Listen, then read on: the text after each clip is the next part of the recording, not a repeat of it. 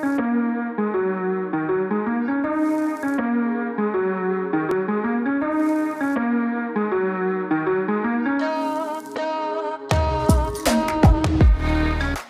is up, everybody? Justin with the Real Alaska Podcast, and I'm here with Jen.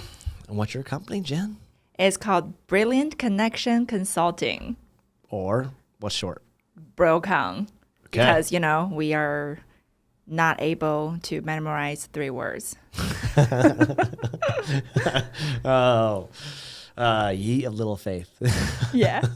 I like your intro music. Thank you. Yeah, it's very easy, but also very popping. Yeah, it drops that beat. Yeah. It's like, I don't know. What's that song? It's like, drop that beat. Anyways. Yeah, love it. I'm reminiscing. Makes me feel old now. Anyways, well, welcome to the show. Thanks for coming on.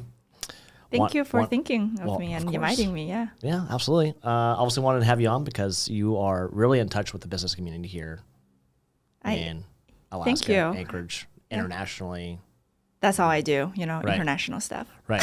That's all. All I do is international. That's all. Yeah. So I mean, really kind of like wanted to get you on here, talk business, talk about your story, like where you're from, how you got here, how you got into international shipping and business consulting and all those fun things. Yeah, it's really when people say everything you do eventually leads to one road that you're meant to go down. It's really true in my stories. Yeah. I grew up in China, moved here when I was 21 to go to school. I went to school in Fairbanks, UAF. Oh, burr. I know. I did my years. I did my true Alaska years. Finished my bachelor degree there, and then I went for a master degree there as well. It's really funny when I graduated with my bachelor degree. All of the grad school that I was looking at were all in Florida. I was just so cold in Fairbanks. I don't mind the cold. I should say I don't mind the cold. I grew up in northeast part of China, so cold is normal to me. Right. But it's how long it is. It's the longevity of the cold gets me. So, however, And cold. It's really cold. Yeah. Don't run outside in Fairbanks because it wasn't cold until you start running and you create your own little, now like it's supposed to be 40 below. Now it's 55 below with wind chill. Yeah. It's when I was in Fairbanks shooting a video with Chitty at Just Pen Media. Yeah.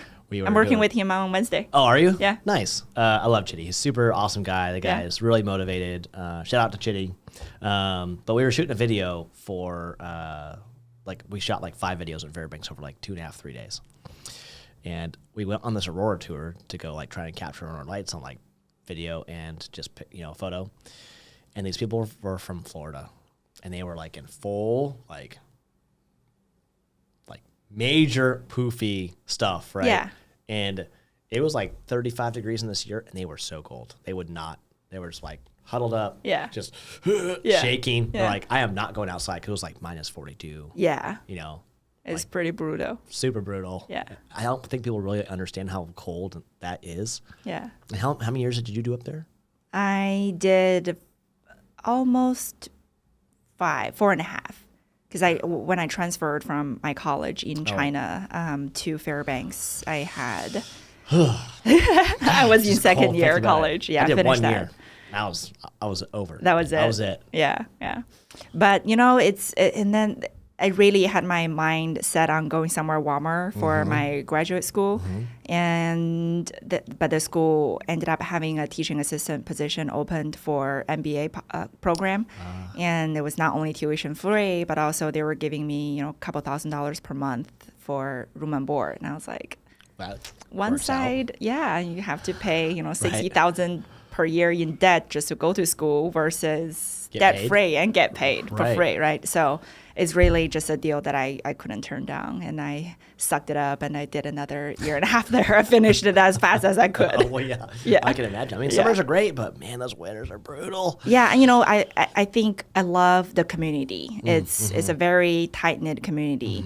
The 2 largest community there is either the college or the military community. So it's a very closed-in, everybody helping each other. I think it's very Alaskan. But unfortunately, I just wasn't built tough enough for it. weather-wise. But, and then when I was going to school in Fairbanks, we always come to Anchorage for spring break. So how funny. People go to Miami for spring break and we come to Anchorage. That's the spring break. So when you're coming from Fairbanks anywhere. Yeah, exactly. So, and I realized that I really do love Alaska. I love how you can go any direction, especially Anchorage, any direction from my house for 20, 30 minutes. You either have ocean or mountain, any sort of trails, fishing. It's just so much to do. Yeah. And better restaurant options than anywhere else in the state. So, so Anchorage is the home now for me. I've been in Alaska for 14 years, and outside of that 4.5 years, the rest are in Anchorage. Nice. I mean, you rugged it out in Fairbanks, so you can't really, obviously Anchorage is way mild compared to Fairbanks. Very much. Yeah. People always ask, isn't that cold in Alaska? Whenever you tell people you live in Alaska, everybody's like, oh my gosh, it's so cold. How cold does it get? I always tell people, especially, which I'm sure we'll talk about, my first startup in Alaska is a tourism company. And now I no longer own that anymore. I sold my shares in that. Nice. So whenever people ask, is cold? We have to answer that question about 100 times. Yeah. We just tell people there's only bad dressed people, not cold weather. So if you just dressed warm enough, you won't be cold. Yeah, or just you get the question of why are you guys so cold? You're right next to Hawaii on the map. Oh, yeah. Yeah. Yeah, so first startup, tourism? Yeah, tourism. So actually, I started my professional career in accounting. That's what I went to school, studied for. Okay. That's my trade, really, accounting. I started in consulting and auditing in the largest CPA firm in the state. Did that for 3 years, and opportunity came up. This is where in the beginning I said you don't realize all the road really leads to the one thing that you really meant to do. And who knows, right? Growing up in China is really bridging that between the two countries. Without growing up there and lived there for 20 years, I can't have the deep understanding of the culture, economy, and all the relationship there that I have today. And without that accounting, auditing background, I can't do the business consulting and evaluation that I do today. Really, everything just come together. But while I was doing CPA work in the CPA firm, a young couple, not young, like middle-aged couple, they have sold everything they own in China, and they work in tourism in the Chinese market. They bought a existing travel agency here in Alaska. Nice. And they were looking for a local partner because they have never done businesses in the state before. So we were referred by a mutual friend together, and we worked out, and it was a company called Alaska Skylar Travel. I do remember that. Yeah, it still exists today. Even throughout COVID, it did not wipe us out or take us down, which I'm really proud of, because we really had in mind that we don't take on too much debt than we can handle. We really grow from the equity we keep, I said that we keep rolling forward is from what we can afford. So when the pandemic hit, that really the only thing that we have to pay for is very, very minimum debt and, rent and stuff like that. We didn't take out by the bank because we owe too much. Yeah. So that business still exists today. I no longer operate it. I moved on to a different chapter of my life now. But from that journey, though, I have really recognized there's a lack in the service map between Alaska and China. The business community here wants to do business with China, don't really understand what's going on there. Most people haven't even been there. So I realized my specialty in bridging the gap. And after I left the company, Skylar Travel, I started Brill-Con Consulting. But along the line and when was that? Like how long? That was 2020. Okay. Yeah, so 2 years ago. Yeah. Literally launched it right in the middle. Yeah, right in the middle. Actually, I think I applied for the business license and built the website in February, and then in March, like COVID took over the world. But I really didn't see the conflict in that.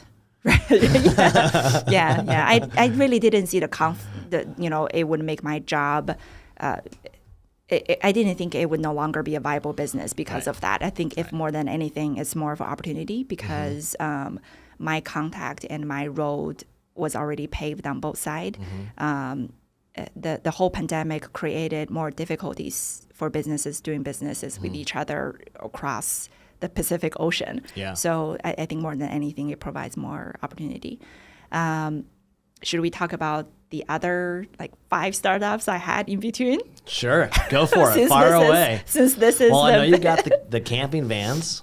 Oh, I don't even consider that one as a business, but I guess it's we can more a talk. hobby. It is more of a hobby, but I'm making pretty decent passive income from it. And I really do believe in that sector of the business and a little, maybe giveaway tips if you love traveling, love camper vans. I do believe that's a really good business to go into. Real estate, handshake, fellow realtor. Yeah. I really got into the real estate business because I was really interested in buying and selling on my own for my own sake, and I was just I feel terrible that if I just want to look up some documents and want to see something and I have to bug a friend because 90% of the time I had no intention of buying right away. I'm just wasting other people's time. So I wanted that access so I can look things up for myself. Yeah. And honestly, I love taking exams. I love taking tests. So when COVID shut down and everybody working from home, and I was like, what should I do? And Test a week. Well, exactly. So I had just studied and went and take my CMA exam, Certified Management Accountant exam. So there is a 45 days waiting window before you find out if you pass or not. So I didn't want to go on and study part 2 if I didn't pass the first part. I want to restudy that part. So I was like, well, there's 45 days. What can I do? Oh, real estate exam. So I went and took that one. So that's really how I got that one. So I guess we can consider that as a business because I do business in real estate as well. And it's a really great combination in terms of combining real estate and business consulting, especially when it comes to business buy and sell, because a lot of businesses, as you know, have real estate assets. So that really complements each other. And, a lot of business owners, including myself, aren't accountants. Yeah, I'm not an accountant. I always like to correct people. I was an auditor. I was an accountant. Okay, are good at the financial aspect of things, keeping it in very strict order, right? Yeah. I do a decent job, but I also hire people that do the rest of it. Absolutely. And as we do some of these biz op stuff for different clients and whatnot, you realize books is usually one of the hardest things. And it's also one of the things that's going to give the valuation of your company. Yeah. So you're like, and running a business is so much different than if you're looking at a set of books or a business from an owner's perspective versus from a potential buyer's perspective. Is entirely different. As business owner, you and me both know we want to try to write off as much as possible. Every single penny counting against not going to Uncle Sam. Exactly. That counts. So, but that really kind of hurts when you're trying to sell the business because investors look at what's the EBITDA, how many years I'm gonna have to make it back on this cash flow. Right. So, just entirely different, and it's really great if someone can coach them through getting to the point where they're more attractive to potential buyers. Yeah. So we talked about the tourism business, real estate. Let's not count the camper vans for now. Okay, hobby, but we can. It's a hobby. Hobby. Hobby that makes money. Okay, yeah. Got it. And so while I was running Scholar Travel, there were definitely opportunities that we recognized along the way. There are voids in the market that nobody else is doing it, and it just makes natural sense for us to go into it as well. So I started a winter gear rental company with another gentleman, so it's a completely different ownership from the travel business. Maybe you should have him on this too. He's an entrepreneur as well, Ross Johnson. Yeah. So we started a winter gear rental company that's based in Fairbanks, exactly like what you described in the beginning of our podcast. You show up in Fairbanks, luckily what you saw is tons of people dressed well, they're dressed appropriately for the weather. But more often than not, there are, really cute girls from California, Florida. They show up in leggings and sneakers, super adorable, but they not 40 are, below. No, they're they're not very. You're not from here. They're not very comfortable at all. They're those sneakers not only are not warm, but super slippery. And Fairbanks has really weird temperature changes. It would be 20 above today, and it could be 30 below the next day. So this warm and cold weather creates really slippery roads. So we started a cold gear rental company. We furnish guests from head to toe, from hat to mittens to boots and everything in between. For, if you're really trying to furnish a whole set from head to toe, it easily costs a couple $1,000s. Right.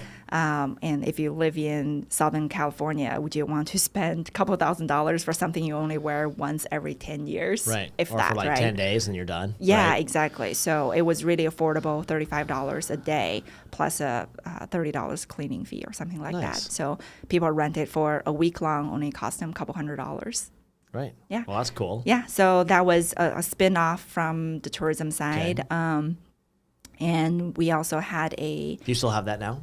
I have cut all of my ownership ties with the tourism sector because Gotcha. I need to focus on what I'm doing. Yes. Exactly what I'm doing now. There's so many things I want to do and I could do. Not enough time in the day. Only I can't do so much. know. Yeah. Yes. Only so much time in a day.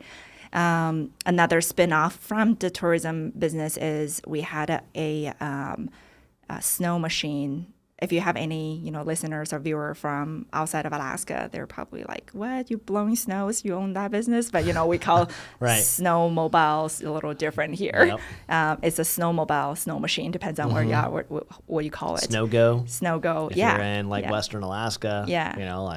Yeah. So it's a rental business for that. It's we have really entry level ground for people who are first time riding it to get really cool pictures, but without running the risk of hurting themselves. Right. So and that really I always tell people I'm just a very lucky person in general.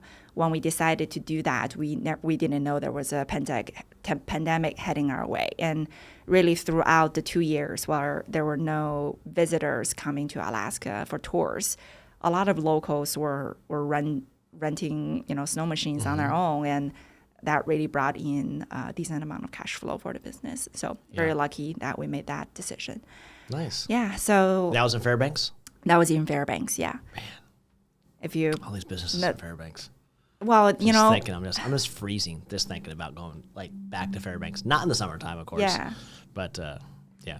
Yeah, but Could be the cold water. for you and me, we lived there, so we have a different perspective. We had to be there for such a long stretch of time, and for weak people like Right. you and me, we can't do Fairbanks. But for visitors, it's only a week at a time at most, Right. and it's really bearable. And quite honestly, a lot of time people really want that really cold experience, and if it doesn't get to 30, 40 below, they're a little disappointed. They're like, we were really hoping to get a really cold picture. Yeah, they wanted that picture in front of the UAF sign. Exactly, in bikinis. Minus 43. Yeah. Just boxers on. Yep. Yeah. Yeah, exactly. I did that. Yeah. Oh, good for you. I never worked up enough courage to do that. So speaking of, all these businesses in Fairbanks, I really do think winter tourism it's so... for us living in the state, we take it for granted. Once in a while, we walk our front door in the middle of the night, there's aurora right on top of our houses, and we take it for granted. It's such a phenomenon that people will, pay a lot of money and a lot of effort to come to see. So there's a huge market there as well, and Fairbanks has been doing a fantastic job in promoting it. Did you know there's a Southern Lights? Yeah. I didn't know that actually until like a year and a half ago. Yeah. I was like, what? And I had to look it up. It's completely different colors. Really? Yeah. I didn't know the colors are different. I The know colors they're... are like way different. Yeah. So like Australia, New Zealand has the Southern Lights, right? And ours are like more like green and the blues and the purple. Purple and red, yeah. Red mixed in. And theirs is like yellows and pinks. Oh, and, interesting. yeah. Okay. One more reason Like to go to your hair Antarctica. is like Southern Lights. That is so funny because everybody see my hair and depends on your background. People see it differently. Yeah. I've had when I'm like by a beach and little girls will run to me and say, "You look like a mermaid." If I was like doing carnivals, people was like, "Oh, cotton candy hair." Yeah. So it just really depends on what you have in your mind. Yeah. Yeah. I had no idea until a year and a half ago. Actually, the people from Florida that were freezing in the yurt, they were the ones that told me about it. They were probably thinking, I would much rather be at the Southern Lights right now Yeah. than the Northern Lights because it's warmer down there. You still have to be. Still has to be really dark. So Northern, off the topic here, but Northern Lights really exist year round. We just can't Right. see it right now because Right. it's too bright. Exactly. Yeah. Yeah. It's funny because usually the spring is some of the best time to see it. Yeah, in the past years, April has been really amazing. Phenomenal. But us as a company, when I ran Sky Travel, we never ran tours in April because we want to be able to offer people the experience outside of the Northern Lights. You know, that when you think about what else to do in April besides aurora viewing, there isn't too much. Everything is melting. It's a breakup Yeah. season, and national parks aren't open yet, and all the water stuff is too cold to run. So we want people to come to Alaska and have a really well-rounded package experience instead of just the one thing. Right. Sleep all day and get up to see Northern Lights. Although April is a phenomenal spring skiing month. Yeah. Like yeah. Alyeska's Yeah, perfect Yeah. in April. I agree with you. Yeah. Yeah. Like it's all warm. You don't have to have a jacket on. Yeah, You're just like in a t-shirt. You got to put those cool pit viper glasses on. yeah, yeah. Sounds awesome. Yeah. So did we cover all So those businesses? no, we need to What else talk we got about the left? blanket. Oh, that's right. How did I even forget about this? Yeah. For those who don't know, Jen is the inventor. Yeah, Of I the love that blanket. name. It's the only business I can say I'm an inventor for. Everything else, you're Cool. just like, yeah, I thought about it. I did it. Patented. It Like- was, I ended up not going down to the patent route. The name is trademark, but I didn't do patent because I looked into it. It takes very long, but does take a long also it doesn't. I mean, it feels good to say as a U.S. patented product, but in reality, this is just in my opinion, right? Yeah, for go any for it. viewers and listeners, they have a really cool product, want to be protected, should definitely go for it. But my product wasn't a secret ingredient that I mixed up together that I need to protect that secret, and no one else will ever come up with that, right? It's such a simple idea. It's a blanket that goes around your neck that doesn't fall down when you fall asleep. You can use it as a pillow, and it doesn't fall off your luggage when you're rolling it around in the airport. So it's very, very simple.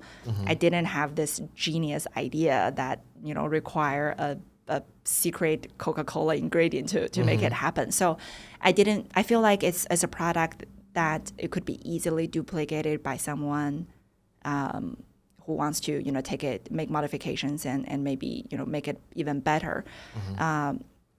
And I was thinking if I want to go down to the patent route, I ought to be prepared to go down the lawsuit route as well. Well, if something happened, I got to be ready to protect myself. And I really, I don't think my mind is like, oh, this manufacturer is manufacturing something like mine. I'm going to sue you. I'm going to, Right. cease and desist. We're gonna fight about it. I really don't think so. It's the business is not making me a millionaire, or even if it does, I don't think it's gonna be worth the time and money for me to go after. And it's really hard to win lawsuits like that You need to too. bring on a Shark Tank. I applied. Did you? I did. I applied for Shark Tank. I think they have a wait list of like 15,000 entries or something. Oh, so sweet Jesus. yeah, it was a lot. But I actually just learned that I need to reapply each season. So maybe I'll do that again for this season.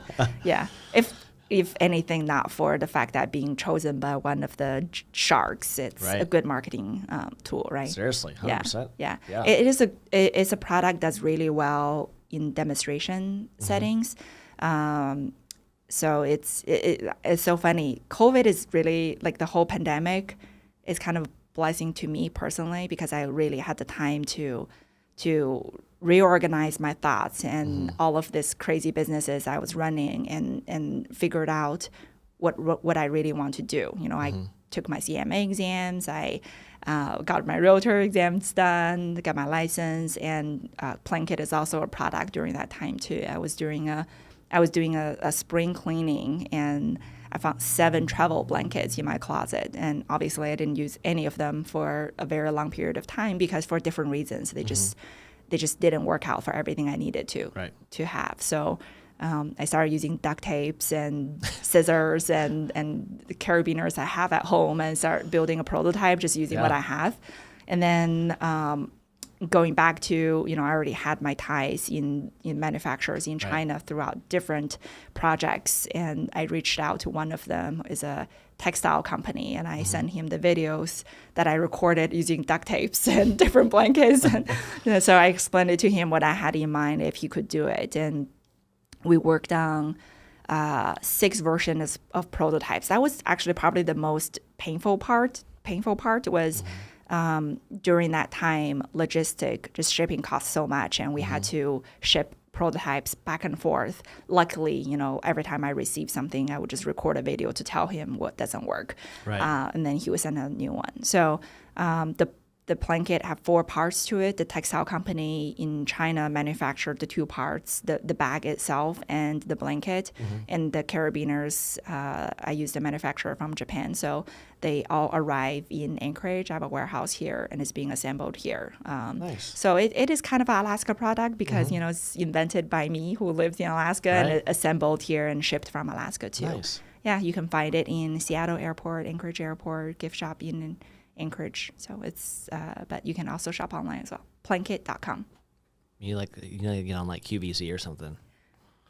I think 1 or 2 judges on Shark Tank, they have very strong ties to QVC. Yeah. Yeah. Well, do you shop on QVC? No. Exactly. So, No. many people have suggested like QVC is a perfect platform for something like this. I'm like, because what's the price point?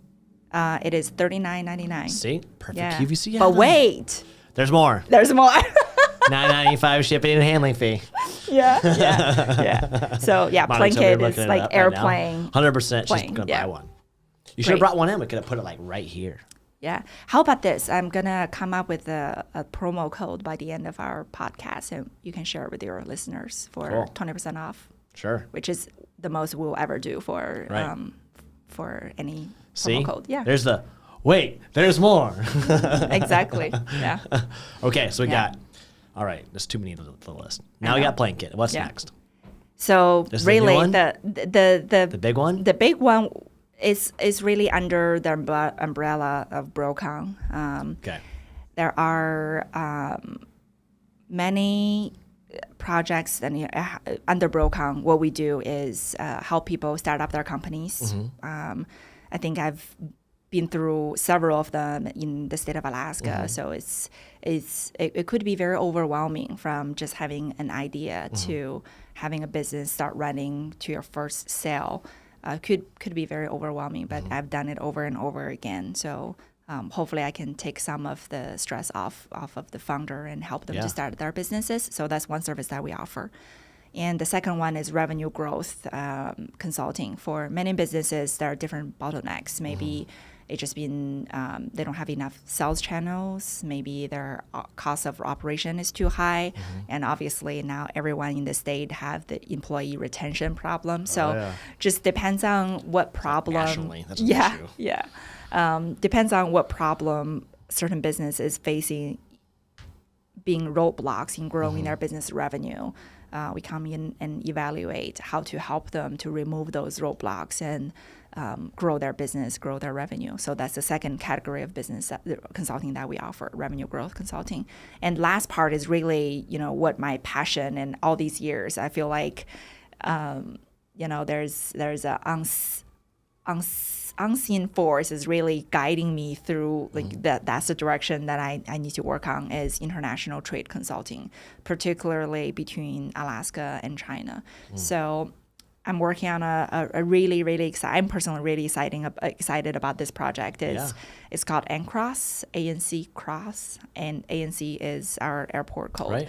So throughout many years of doing import-export work and international trade consulting, I've really realized, even from doing tourism, Alaska's in such a unique position.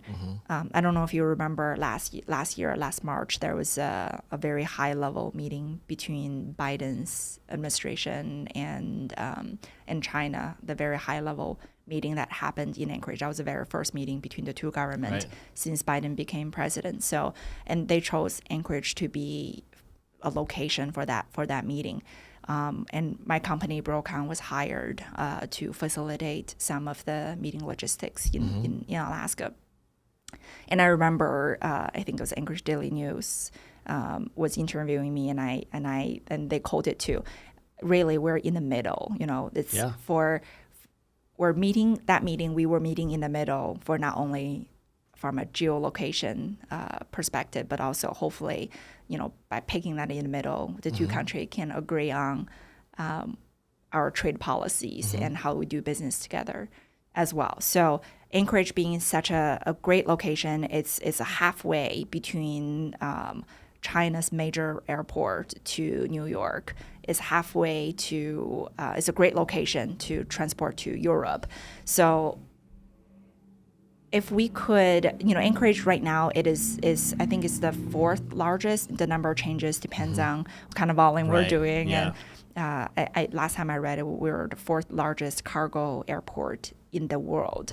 And that's, it sounds very sexy and appealing. We're so big, but really how it benefits Alaskan, it's actually pretty minimum because most of the airport or most of the air cargo company, they're just stopping for a technical stop and they're just refuel. And behind that is cargo companies can carry, let's say, a cargo company originated from Shanghai, Pudong Airport. They can carry 100% of goods, but they have to dedicate some of that weight capacity to fuel as well. The less fuel they carry, the more cargo they can carry, and fuel doesn't make them money. Cargo makes them money. So if they carry just enough fuel to come to Anchorage and refill here in Anchorage and then continue going on to wherever they need to go, they can utilize that weight space more for their cargo versus fueling all the way. They could, airplane these days are big enough, powerful enough, they could definitely fly directly of 100%, but then they would miss out on the opportunity of loading on more cargo. So most of companies are doing that just to really for the fact that they can make more money by stopping in Anchorage refueling. Very few pallets or goods, cargoes actually get offloaded in Anchorage. So the project I'm working on right now is we're not starting an airline. We're utilizing existing planes without disclosing too much information. No. It's basically all the pallets and cargoes will be breakdown custom cleared in Anchorage, and in Anchorage we will utilize the existing gap or void space in the backhaul. We have so much stuff coming from barge and trucks from Lower 48 to Anchorage or to Alaska because, we don't really grow much stuff. We don't manufacture really anything. Everything comes from Lower 48. And, the sad thing is a lot of the things that hauled up to Anchorage, to fill our shelves, it passed through Anchorage at some point. Right? If it came from air cargo, it probably refilled here, sent back to Lower 48, and now we're shipping them up. So this new project is going to be really benefiting our Alaskan lives. Pallets will be broke down and custom clearance here in Anchorage. We can keep what we want. We can keep it for Alaska businesses and our Alaskan lives. And for the rest of the stuff, and we're not under this delusion that our market is big enough to fill up a scheduled cargo airplane. We don't. We just don't have enough population to support that kind of quantity of cargo. So majority of those cargoes are still going down to Lower 48, and we already know many trucks going south empty. So we're going to utilize the space on those trucks and barges and continue on. We have our custom clearance ability here is fantastic. There's no reason. Every time I track my package, every time we import something, that passing through Anchorage, I see it's in Anchorage. From the time it leaves Shanghai, it's in Anchorage in 2 days, and it gets sent to Tennessee and sits in their custom clearance for a week of delay before they send back up to Anchorage. So I'm really excited about this. FedEx's main hub is Memphis, Tennessee area. Yeah, I wasn't going to name anything, but well. Sorry, FedEx. But it's true. They slow down in Memphis hub. I mean, it's just they have so much volume, right? Yeah, I mean. FedEx grew so much, and they invested in a lot in Anchorage as well. But I don't blame them for not clear any cargo items here. Like I said, we just don't have enough volume to offload everything here and utilize what we have and then send the rest on. That hub has grown so much. I worked at FedEx when I was a senior in high school for like a year. Wow. Yeah. But I mean, it was a lot smaller then than it is now. And now I'm like, Jesus, this place has grown like 4 times the size. Yeah. Of course, that was many moons ago. Yeah. So anyways, well, that's cool. That's exciting. Yeah, super exciting. Yeah. I'm very excited about that. And we have done, I would say, like 90% of the legwork. The research we have done in that project, we printed everything out, and I don't know why we do, but we do. I guess it just shows that we worked hard.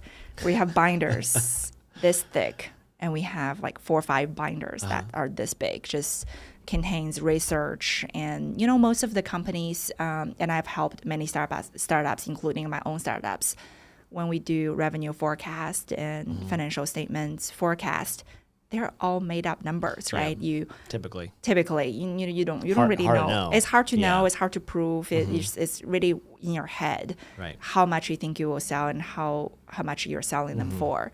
In this scenario, there's really a backed up research for every single number goes into that forecast. So I feel really confident that once we take off, it creates positive cash flow and starting in the 2nd month. Nice. Yeah. Which is pretty uncommon. It is pretty fantastic. Usually you have a few quarters before you start to hit green. Yeah, and partially it's easy in that business to do that because as you know, in your personal life, you always pay for your shipping cost before you even take your shipment to FedEx or UPS or USPS, right? So all of our customers are prepaying. And a lot of expenses are in afterwards, so it creates really well cash flow cycle for it. Yeah. And our targeted client are not you and me who are shipping small shipments. It's existing e-commerce that's already importing a lot from China or any manufacturer really already importing from. It's a B2B business model. Very cool. Yeah, I mean, just consumers in general, I can only order so many things off of Amazon. Yeah. Well, that's cool. It's always exciting to see like new businesses grow in Alaska or like start in Alaska, right? And then of course try to grow the Alaska economy. I think we need a lot more of that. There's a lot of opportunity here. A lot. Than way more than other states. Yeah, I agree. Because there's what is here has been here for a long time. And there's typically what I've found is stuff has been here for 30, 40, 50, 60, 70 years. And there hasn't been a whole lot of transition or new for that amount of time. Yeah. So there's like no competition. The space is usually pretty empty on like just about every avenue of kind of commerce or business, or there's a lot of room. Yeah. So I 100% agree. Yeah. So I'm like, Alaska's a good spot to kind of open up whatever you want because there's not a whole lot of competition. Yeah, and I think starting a business in Alaska, in my opinion, is actually easier than starting in a very crowded market in the lower 48. Not only because the market is not crowded for basically any idea you have, but also I think Alaskans are very unique in a way that we love to support local businesses. Very much so. The big box stores they exist for a reason here in Anchorage. But when when given a choice, personally, and I know many people do, would rather to support another small businesses, given that the price is reasonable. Right. Yeah. And I think people are getting better at that, right? Yeah. And I'm sure like this ANC cross thing will make that easier to do as well. Yeah, it will lower. I mean, currently I'm helping several businesses in importing. So, any businesses that already have recurring supplies that they use, me and my team, we look for a manufacturer in China to directly connect with businesses here in Alaska. So it really reduced their cost of goods or cost of whatever they're doing business for. Right. So I know, at a most direct level, all of our clients in that space will directly benefit from that. Not only their shipping costs will be, slashed in, off 1/3, they can get their stuff 3 times quicker. Yeah. And that's nice, that'll be good for business here for sure. Because as you know, like shipping to Alaska is always a headache. Yeah. So it's just expensive, or it just takes a long period of time. Yeah. So getting anything quick is non-existent unless it's already here. We definitely don't have any drone deliveries in Alaska. Yeah. So yeah, whenever you vacation somewhere else and want to order an Amazon package, you're like 30 minutes. What? Like, order now, get it in the next 2 hours. What? That's a thing. Yeah. Like I was hoping like next week. Yeah. Like, you mean you can get it like less than a week? Yeah. That's crazy. Yeah, exactly. But I have been noticing that they're faster and faster now in Anchorage for Amazon deliveries. Well, because we get Amazon to Anchorage now. Right. Yeah. We get the actual planes to here, so Yeah. they do fly up. I do notice that like 2 to 3 day shipments is actually a thing here now. Like it's common for some of the stuff to come within a few days. Yeah, especially for Amazon owned brands. Right. If it's already in their fulfillment center and all that stuff, right? Then they're not drop shipping, nothing like that. Yeah. Then it's quick. Yep. It's going to take a little bit longer, but we order a bunch of stuff on Prime Day for our video stuff, and it's obviously so to the rest of the world because it's like 2.5 weeks. Oh, wow. That's crazy. They might be a little busy at the moment doing fulfillment, but yeah. So is that, as far as businesses go, is it the last one? That's the current one I'm working on. Do we expect anything more? Like, no. Well, new? There's probably going to be something new, I guarantee you, but not at this moment. Those ideas are just turning constantly. It's the Incross project I'm working on. Is the impact is bigger than anything else I've ever worked on. So I definitely want to make sure that my ammunition is going towards one location and make sure that successfully take off. Yeah.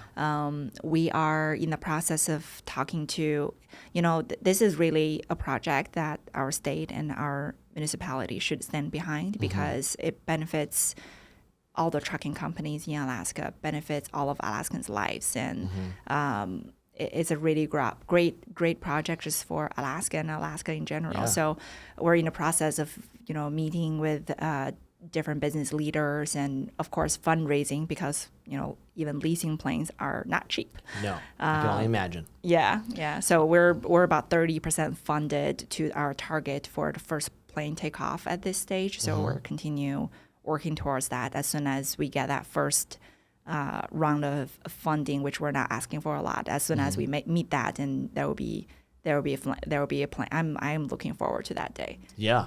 And selfishly, it's of be course. a added benefit for myself because I think in the long run, I've looked into that eventually if we either lease or own our plane in the future. I might be able to just get jump seat and go back visit my family, whenever I want to. No kidding. But that's very, very long-term side benefit. Yeah, that's cool. Yeah. So you're looking for funding. Looking for funding for that project, yeah. Okay. Yep. So everybody's looking for a startup. Yeah. Talk to Jen. Yeah. This is, I wouldn't talk about it if I didn't believe in it. Right. Yeah. We need to like Mark Cuban or like Elon Musk. I know. What we're asking for is pennies to them. Right. Yes, exactly. Yeah. But never hurts to ask. Yeah. So I'll make sure I'll tag him on this YouTube. Great. Like, all right, guys. How cool it is to, invest in Alaska, right? Seriously. Yeah. Come on up. We'll take you fishing, I promise. Yeah. Well, that's cool. I'm super stoked. When you first told me about the project, I was like, okay, this is kind of a big deal. Like, this is be a really cool project. Yeah. This is going to be a big one. Yeah. So that's super exciting. I, look forward to kind of hearing the success and growth of the project. And obviously, you guys getting your first plane and kind of the takeoff of that. Yeah. And I'll be at your ribbon cutting. And yeah. When that first plane lands in Anchorage, you bet there are definitely going to be, celebrations. And, And then the airport announced expansion into the South Air Park area. Yeah. Like for more space for storage and. Yeah. The Anchorage airport has really been growing, and partially due to the cargo, right? Since COVID, the pandemic really grew.